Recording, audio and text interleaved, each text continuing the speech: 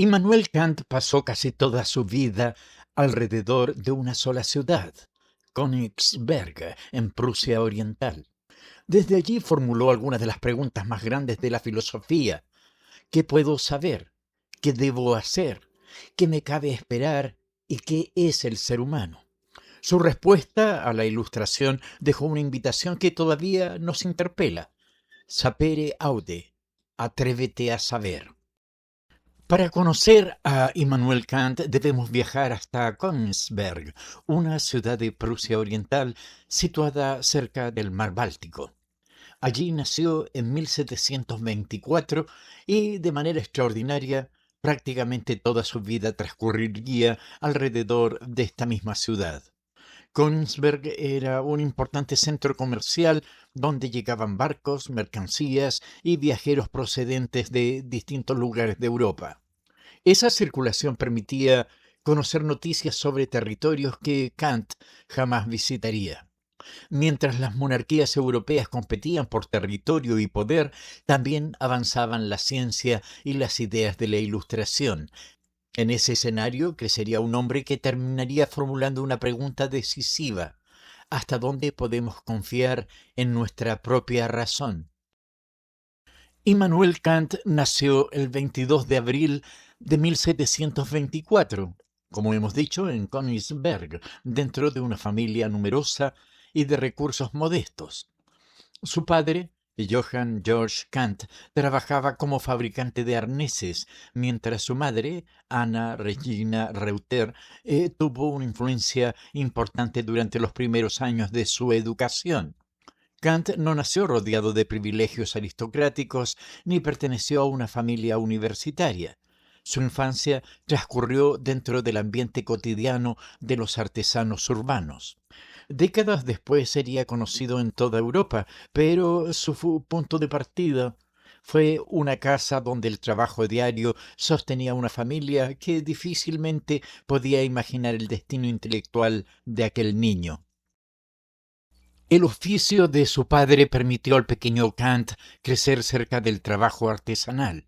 Fabricar y reparar arneses exigía medir, cortar, ajustar y unir diferentes piezas de cuero con precisión.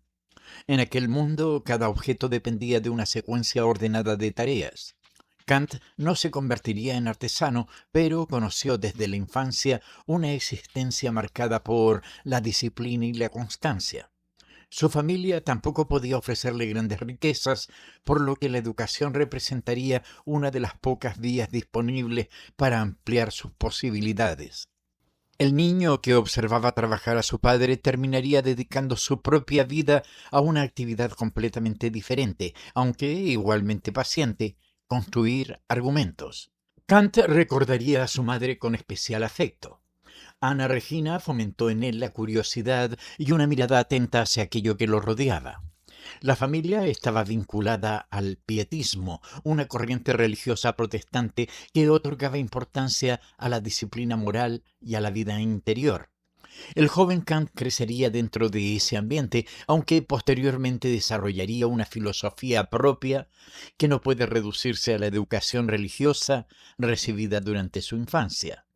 Su madre murió cuando él todavía era joven, pero el recuerdo de aquellos primeros años permaneció con él. Kant ingresó en el Collegium Fridericianum, una institución educativa vinculada al pietismo. Allí recibió una formación exigente en latín, religión y literatura clásica. La disciplina era rigurosa y las jornadas de estudio ocupaban buena parte del día. Aquella experiencia le proporcionó herramientas intelectuales que serían útiles durante toda su vida, aunque Kant no conservaría un recuerdo especialmente cálido de la severidad del sistema educativo. Aprendió que adquirir conocimientos y disfrutar aprendiendo no siempre son la misma cosa. Años después, cuando fuera profesor, desarrollaría una forma de enseñanza mucho más abierta a la conversación y al razonamiento.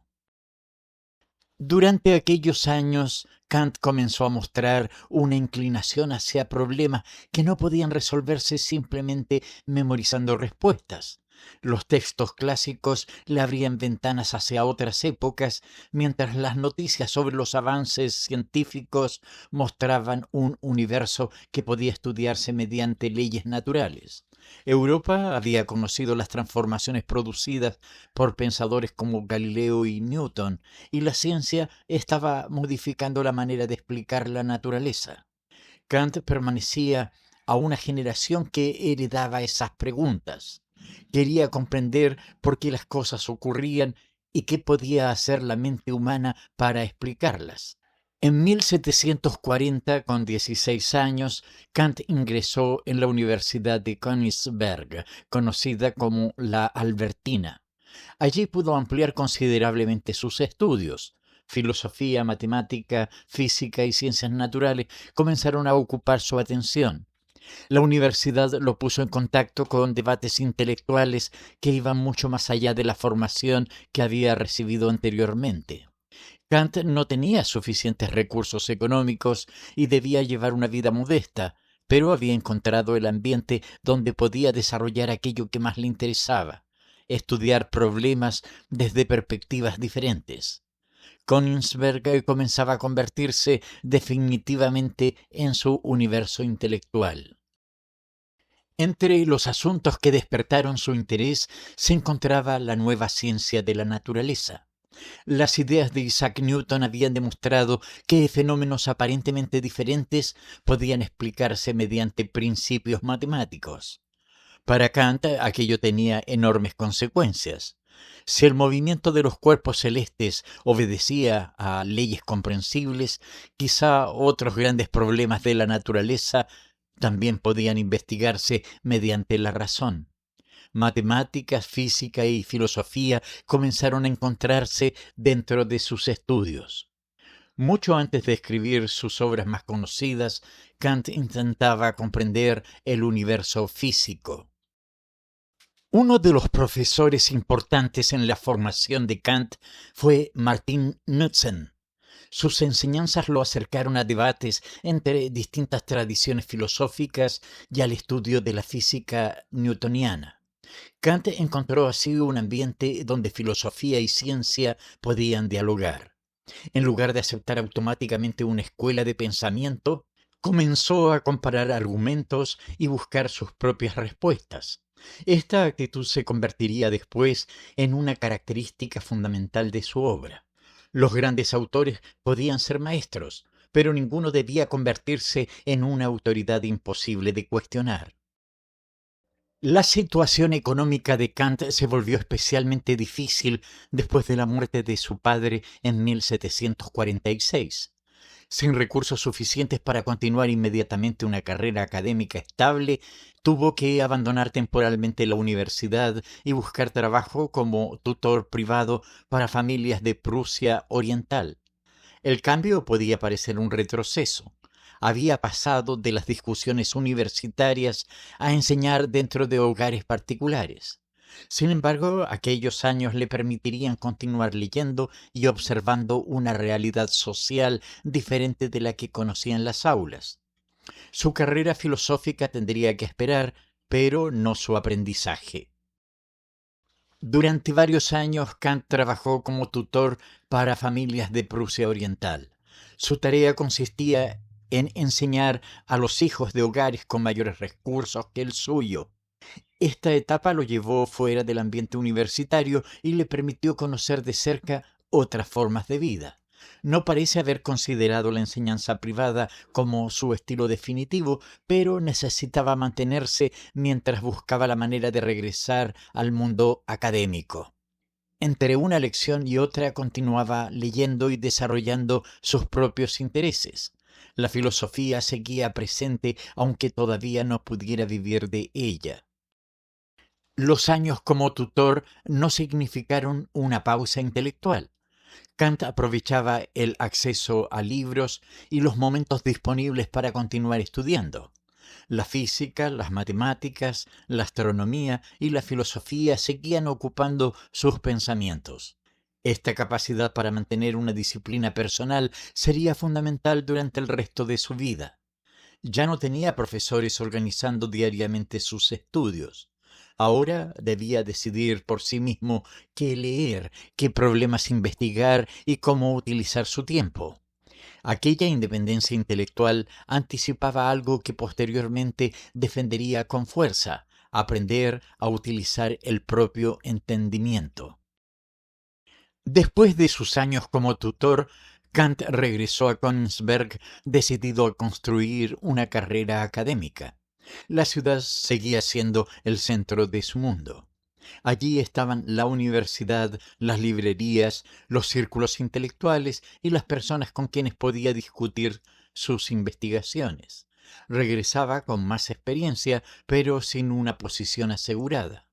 Para entrar nuevamente en la vida universitaria, tendría que presentar trabajos, obtener las acreditaciones necesarias y encontrar estudiantes dispuestos a asistir a sus clases.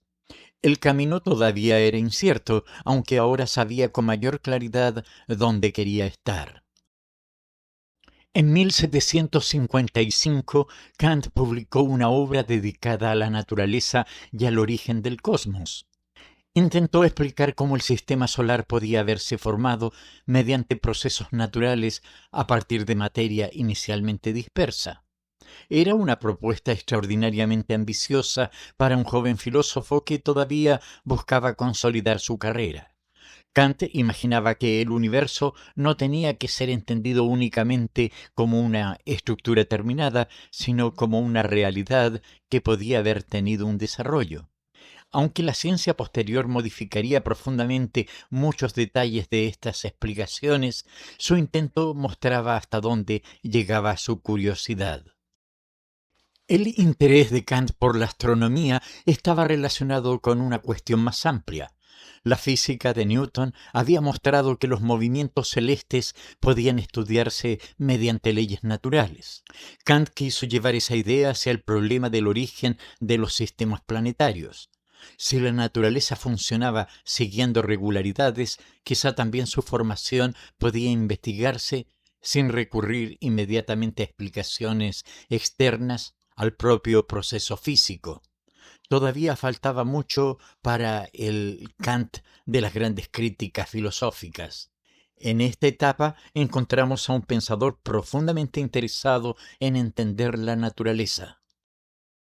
En 1755, Kant completó las etapas académicas que le permitieron comenzar a enseñar en la Universidad de Königsberg. Era un momento decisivo. Después de años de incertidumbre y enseñanza privada, finalmente podía volver al ambiente universitario desde una posición diferente. Ya no llegaba simplemente como estudiante. Ahora tendría que defender sus argumentos frente a profesores y después explicarlos a sus propios alumnos. Sin embargo, todavía no había conseguido una cátedra con salario estable. Su posición inicial dependería directamente de quienes decidieran asistir a sus cursos. Kant comenzó a trabajar como Privatdozent, una figura académica habitual en las universidades alemanas de la época. No recibió un salario regular de la universidad. Sus ingresos dependían de las cuotas pagadas por los estudiantes que elegían sus clases. Eso significaba que debía conseguir que sus cursos resultaran suficientemente atractivos. Enseñó numerosas materias y desarrolló una reputación como profesor capaz de mantener la atención de sus alumnos. La imagen del filósofo aislado y silencioso no describe completamente a este Kant joven. En las aulas necesitaba hablar, explicar y responder. La variedad de cursos impartidos por Kant puede sorprendernos. Enseñó lógica, metafísica, matemáticas, física, geografía y otras materias. Su interés por la geografía era especialmente amplio para alguien que apenas viajó fuera de su región. Utilizaba libros, mapas, relatos y conocimientos disponibles para acercarse a sus estudiantes a territorios que ninguno de ellos necesariamente conocería personalmente. Esta amplitud demuestra que Kant todavía no estaba encerrado en los problemas por los que después sería famoso. Quería comprender tanto al ser humano como al mundo físico donde vivía. Los estudiantes que conocieron a Kant durante aquellos años encontraron un profesor mucho más animado de lo que podría sugerir la imagen severa conservada en algunos retratos posteriores. En sus clases utilizaba ejemplos, introducía observaciones y trataba de mantener vivo el interés de quienes lo escuchaban. No le bastaba con dictar conceptos para que fueran memorizados. Quería que los alumnos siguieran el razonamiento. La enseñanza ocupó una parte enorme de su vida y también le proporcionó un espacio para probar y organizar ideas antes de llevarlas a sus libros. Kant se hizo conocido por pasar prácticamente toda su vida en Königsberg, pero eso no significa que estuviera desconectado del exterior. La ciudad era un puerto comercial donde circulaban viajeros, comerciantes, libros y noticias procedentes de diferentes lugares. Kant conversaba con personas que habían recorrido territorios que él solamente conocía mediante lecturas. También participaba en comidas y reuniones donde se hablaba de política, ciencia y acontecimientos internacionales. Su mundo geográfico era reducido, su horizonte intelectual mucho menos. La vida intelectual de Kant no terminaba cuando salía de la universidad. Participaba en reuniones y comidas donde podía conversar con profesores, comerciantes, médicos y otras personas de Königsberg. Aquellos encuentros le permitían conocer perspectivas diferentes de las estrictamente académicas. Se hablaba de libros, descubrimientos científicos, acontecimientos europeos y asuntos cotidianos. Kant disfrutaba de la conversación y valoraba ese intercambio como parte de una vida intelectual que no debía quedar encerrada entre las paredes de una universidad. El filósofo, que posteriormente sería conocido por sus hábitos ordenados, también encontraba tiempo para la sociabilidad. Jean-Jacques Rousseau causó una profunda impresión en Kant. Hasta entonces él mismo reconocería haber concedido una enorme importancia al conocimiento y al desarrollo intelectual. La lectura de Rousseau lo llevó a prestar mayor atención a la dignidad del ser humano independientemente de su nivel de educación. Aquello tendría consecuencias importantes para su filosofía moral posterior. Una persona no podía valorarse simplemente por cuanto sabía, por su posición social o por sus capacidades intelectuales. Kant comenzó a orientar sus reflexiones hacia aquello que todos compartimos como seres racionales. La influencia de Rousseau ayudó a Kant a revisar algunas de sus propias actitudes. El filósofo comenzó a comprender que la reflexión sobre el ser humano debía incluir mucho más que sus capacidades intelectuales. Artesanos, comerciantes, trabajadores y personas sin educación universitaria no podían ser consideradas simples espectadores de una historia protagonizada únicamente por los eruditos. Cada individuo poseía un valor que no dependía de su utilidad para los demás.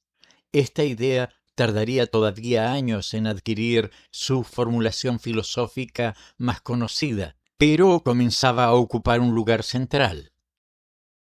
Otro pensador produciría un efecto diferente: David Hume. Kant conoció sus argumentos a través de las obras y traducciones disponibles y posteriormente afirmó que Hume lo había despertado de su sueño dogmático. El filósofo escocés había planteado dudas difíciles sobre nuestra manera de comprender la causalidad y sobre aquello que podemos afirmar a partir de la experiencia. Kant entendió que no podía continuar utilizando algunos conceptos tradicionales sin investigar primero por qué tenían validez. Hume no le entregó la respuesta que buscaba, le mostró la profundidad del problema. La pregunta comenzó a ocupar cada vez más espacio dentro del pensamiento de Kant. Los racionalistas habían confiado ampliamente en las capacidades de la razón, mientras los empiristas insistían en la importancia de la experiencia. ¿Era necesario elegir simplemente entre ambos caminos? Kant comenzó a sospechar que el problema estaba planteado de manera incompleta. Quizá conocer dependencia tanto de aquello que recibimos mediante los sentidos como de la manera en que nuestra mente organiza esa experiencia. Antes de hablar sobre el mundo, había que investigar las condiciones que hacen posible conocerlo. En 1770 llegó un cambio importante en la carrera de Kant. Después de aproximadamente 15 años trabajando como Privatdozent, obtuvo finalmente la cátedra de Lógica y Metafísica en la Universidad de Königsberg. Tenía 46 años. La estabilidad académica llegaba después de un período considerablemente largo. Desde entonces pudo dedicar sus esfuerzos con mayor seguridad a la enseñanza y a sus investigaciones. Sin embargo, precisamente cuando parecía haber alcanzado la consolidación profesional, estaba entrando en el período intelectualmente más difícil de su vida. Para asumir su nueva posición, Kant presentó una disertación donde examinaba diferencias entre el mundo sensible y el inteligible. Algunas ideas todavía pertenecían a etapas anteriores de su pensamiento, pero otras anunciaban problemas que ocuparían la década siguiente. Kant comenzaba a distinguir con mayor precisión entre aquello que conocemos mediante la sensibilidad y la manera en que intervienen nuestras capacidades intelectuales. Sin embargo, todavía no estaba satisfecho.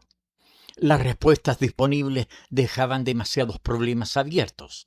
En lugar de apresurarse a publicar una gran teoría, decidió seguir trabajando. Durante la década de 1770 ocurrió algo curioso. Kant continuaba enseñando, pero publicaba relativamente poco en comparación con etapas anteriores. No había abandonado la filosofía, estaba intentando resolver un problema que se hacía cada vez más complejo. Escribía, revisaba, descartaba y volvía a organizar sus argumentos. El proyecto que inicialmente esperaba completar con mayor rapidez terminó consumiendo años. Esa lentitud no respondía a falta de ideas, sino a la dificultad de construir una explicación que pudiera sostenerse frente a sus propias objeciones. La rutina comenzó a ocupar un lugar importante en la vida madura de Kant. Después de largas horas de trabajo y enseñanza, sus paseos por Königsberg le permitían abandonar temporalmente el escritorio. Su regularidad acabaría convirtiéndose en parte de la imagen popular del filósofo, aunque algunas historias sobre la precisión absoluta de sus horarios fueron exageradas con el tiempo. Lo importante no era convertir su vida en un reloj humano, sino crear un orden que le permitiera trabajar durante años sobre problemas difíciles. Después de años de preparación, Kant terminó el trabajo que se convertiría en la Crítica de la razón pura, publicada en 1781. Su propósito era enorme: investigar las capacidades y los límites de la razón humana. Kant no pretendía demostrar que podemos conocerlo todo. Precisamente quería establecer qué tipo de conocimiento es posible y dónde comienzan los límites que nuestra razón no puede superar legítimamente. Tenía 57 años cuando apareció la obra que acabaría asociándose para siempre con su nombre. En 1781 apareció finalmente la Crítica de la razón pura. Kant había dedicado años a preparar una obra que intentaba responder una pregunta enorme: ¿qué puede conocer realmente el ser humano? Su propuesta modificaba la manera tradicional de plantear el problema. Según Kant, nosotros no recibimos pasivamente una realidad completamente organizada.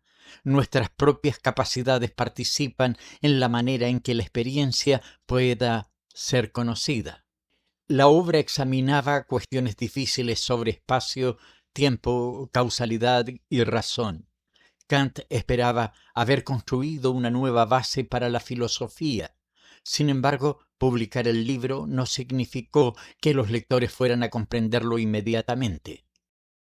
La recepción inicial no fue exactamente la que Kant esperaba. La crítica de la razón pura era extensa, compleja y utilizaba distinciones que resultaban difíciles incluso para lectores acostumbrados a la filosofía. Algunas reseñas interpretaron su propuesta de una manera que él consideró equivocada.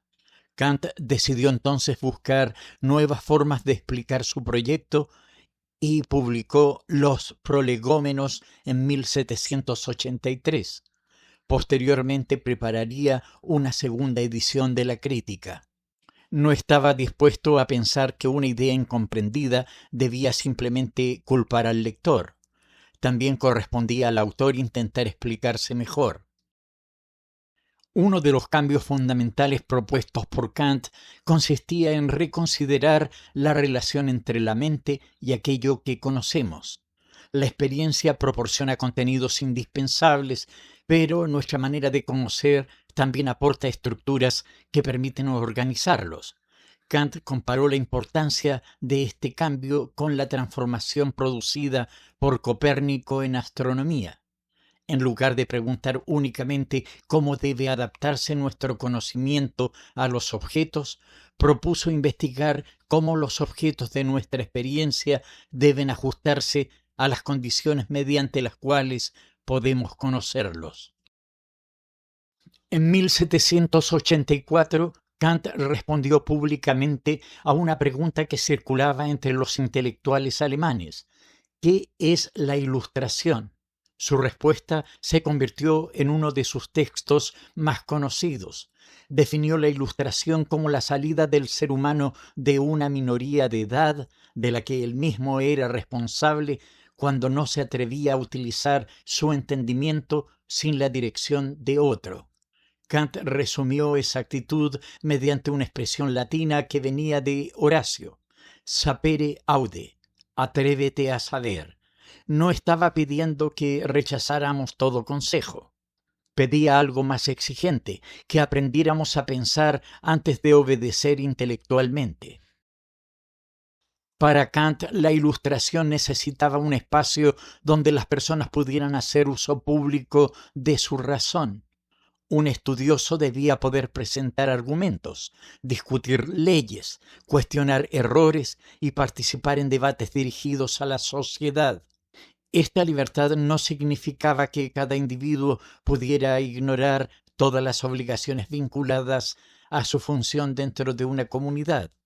Kant establecía una distinción entre cumplir determinadas responsabilidades y conservar la posibilidad de discutir públicamente si esas mismas normas podían mejorarse.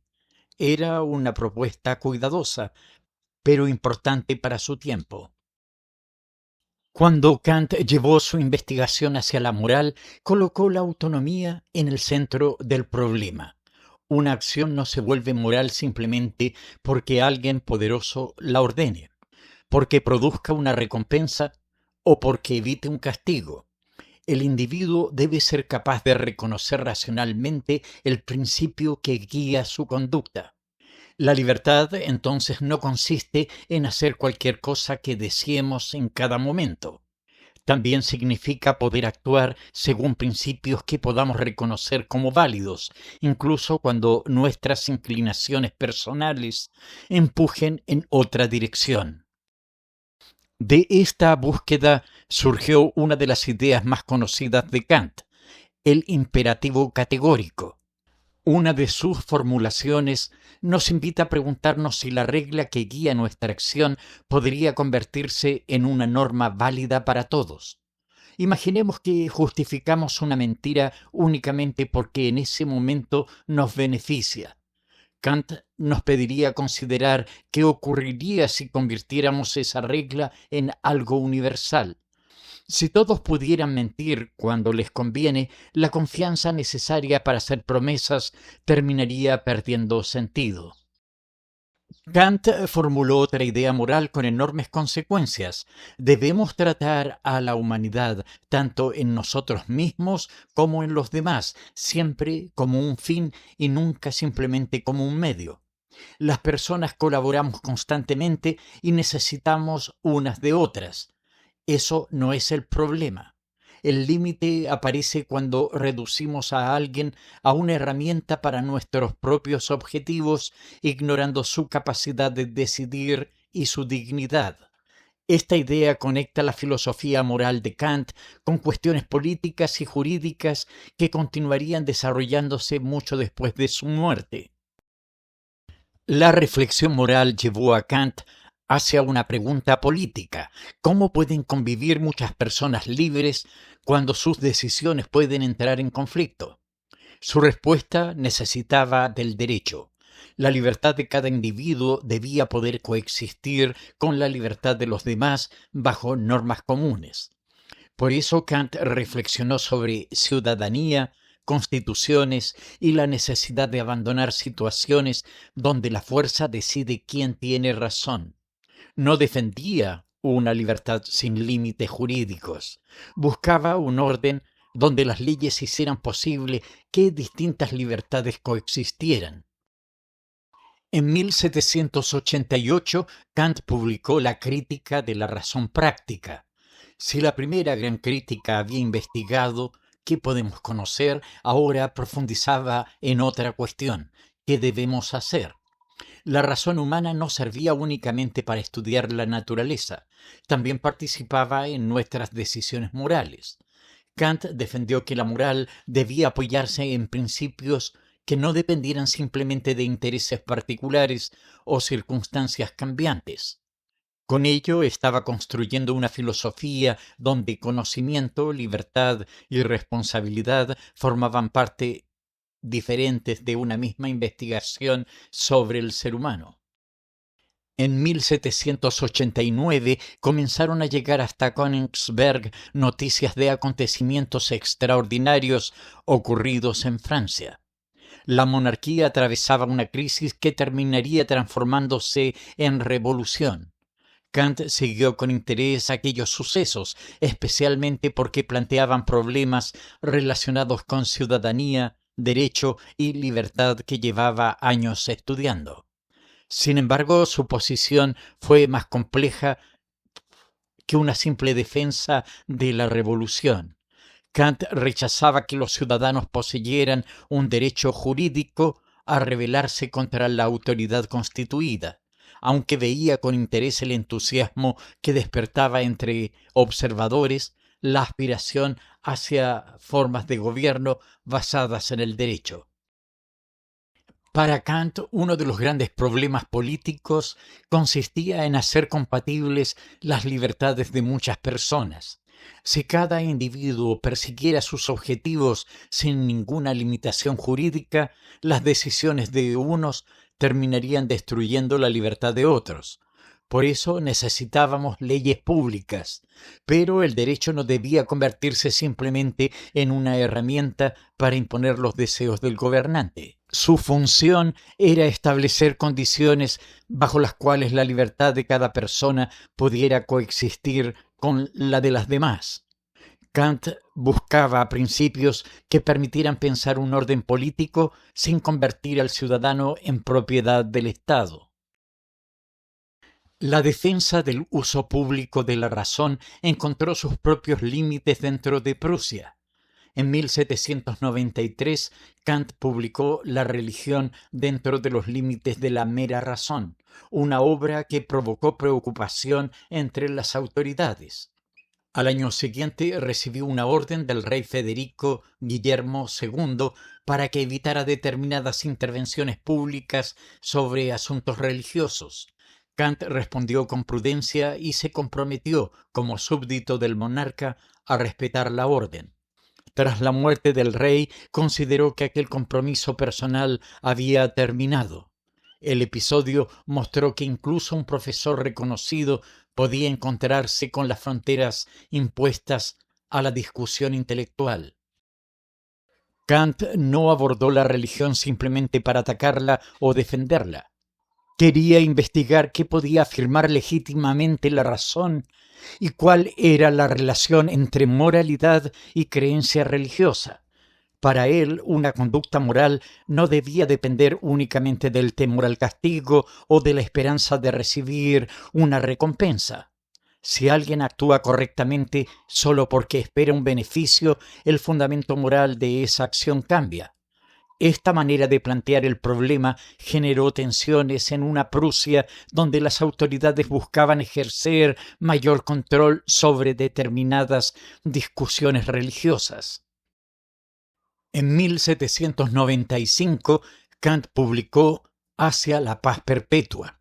Europa estaba atravesada por guerras y rivalidades entre potencias, por lo que hablar de una paz estable podía parecer excesivamente optimista.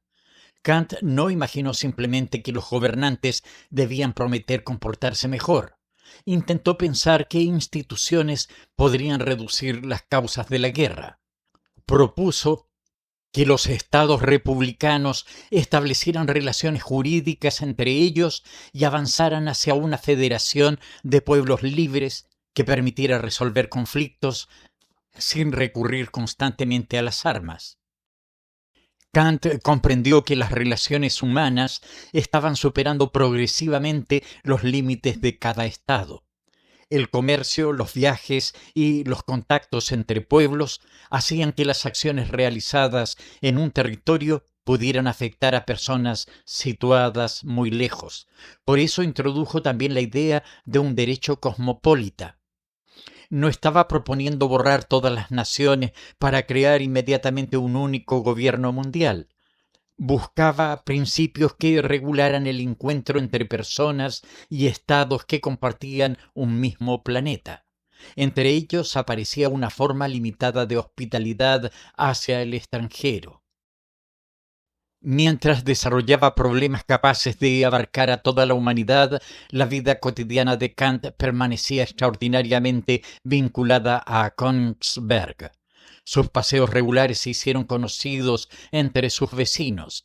Con el paso del tiempo surgieron historias que presentaban su horario como tan preciso que los habitantes podían ajustar sus relojes cuando lo veían pasar, aunque esa imagen fue adornada por la tradición. Lo cierto es que Kant valoraba profundamente la rutina. Las comidas, las clases, el estudio y los paseos daban estructura a sus días. Al entrar en sus últimos años, Kant empezó a perder parte de la energía que había sostenido décadas de enseñanza y escritura. Su memoria se debilitó y las tareas cotidianas se volvieron progresivamente más difíciles. Finalmente, abandonó la actividad docente. Amigos y antiguos estudiantes lo acompañaron durante esta etapa. Para quienes lo habían conocido como profesor capaz de desarrollar argumentos complejos durante horas, observar aquel deterioro debió resultar especialmente difícil. Kant continuaba rodeado por los libros y manuscritos que habían ocupado su existencia. Immanuel Kant murió en Königsberg el 12 de febrero de 1804, a los 79 años. Había nacido allí, estudiado allí, enseñado durante décadas en su universidad y desarrollado prácticamente toda su obra sin alejarse significativamente de aquella región. Sin embargo, sus libros ya circulaban mucho más allá de Prusia. Las preguntas que había formulado sobre conocimiento, moral, libertad, derecho y paz comenzaron a influir en generaciones posteriores de filósofos y pensadores políticos. La vida geográficamente limitada de Kant había producido una obra con un recorrido extraordinariamente amplio. Hemos llegado al final de nuestro recorrido por la vida de Immanuel Kant, un hombre que pasó casi toda su existencia alrededor de una sola ciudad y, sin embargo, se atrevió a plantear algunas de las preguntas más grandes de la filosofía. ¿Qué puedo saber? ¿Qué debo hacer? ¿Qué me cabe esperar? ¿Y qué es el ser humano? Su respuesta a la Ilustración dejó además una invitación que continúa interpelándonos. Sapere aude, atrévete a saber, ten el valor de utilizar tu propio entendimiento. Pero pensar por uno mismo no significa rechazar automáticamente lo que dicen los demás. Significa escuchar, examinar las razones, contrastarlas y después asumir responsabilidad por nuestras conclusiones. ¿Crees que actualmente pensamos realmente por nosotros mismos o dejamos que otras personas decidan demasiado de lo que creemos? Cuéntamelo en los comentarios porque quiero conocer tu opinión.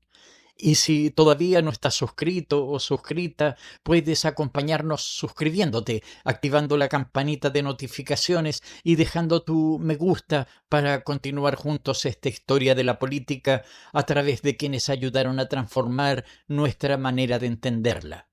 Hasta pronto.